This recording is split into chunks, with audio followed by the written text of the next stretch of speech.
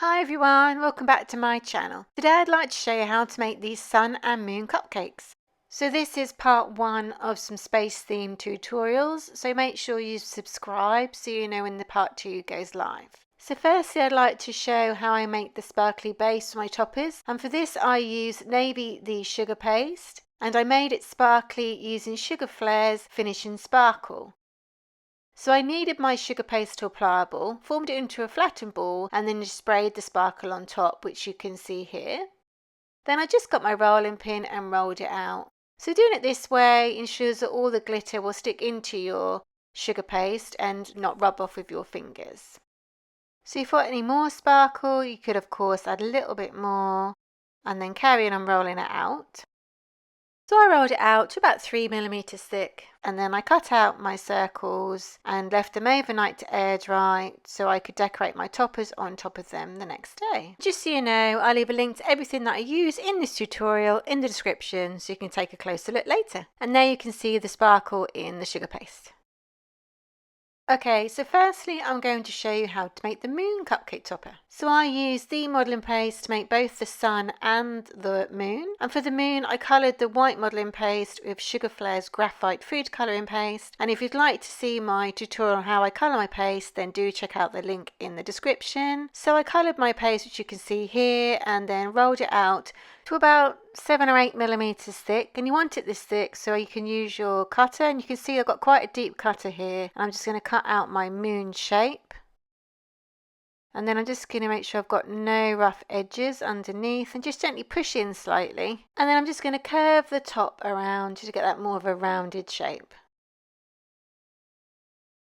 So we're getting a little bit of a 3D effect. Okay, so once I've done that, I'm just using my ball tool just to create some little holes in my moon. So I've put it on a foam pad just so it doesn't distort underneath, and then I'm just going to go around, create different size holes. Don't forget with the edges.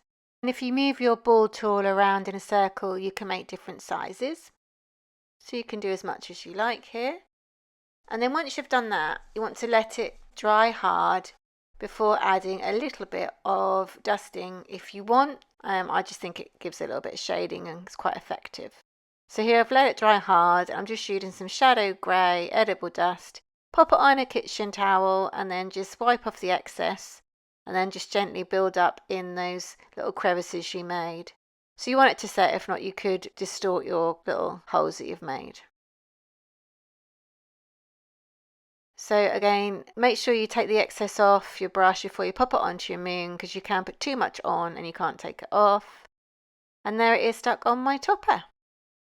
Okay then, so now let's make the sun. So again, I coloured the white modelling paste yellow, and I'll leave a link to what I use in the description. So I'm rolling out my paste. It's a bit thinner than the moon, and I'm just using the smaller circle cutter in my set now to cut out the sun.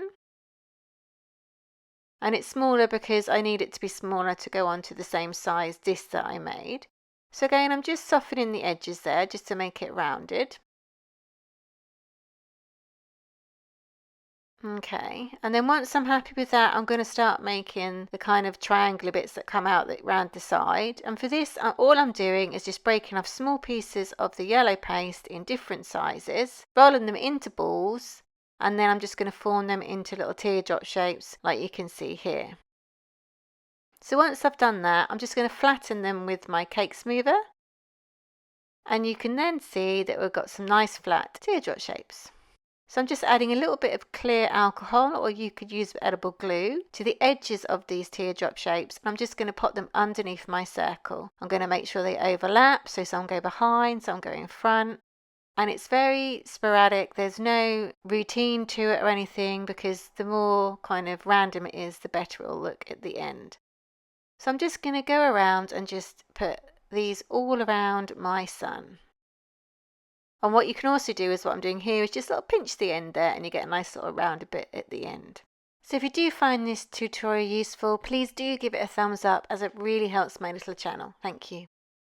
Okay, so that's my final one. And then I'm just going to gently just press all the way around the outside there, just to make sure it's nice and secure. Just be very gentle because you don't want any finger marks in your sun. And I'm just using my dry brush just to flick some of them in different directions, just to create a little bit of movement there. So after I did that, I added some orange edible dust to the edges of my sun. It really brought the sun to life. So in the same way as the moon, take off the excess off your brush and then just gently go around the edge of the moon, and it will also catch the little triangles underneath. I quite like to cut a little on the points of them.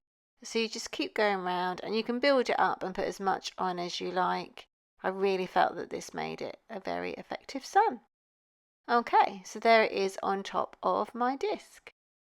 So that is your sun and moon cupcake toppers made. I really hope that you enjoyed this tutorial. Please do check out my other ones.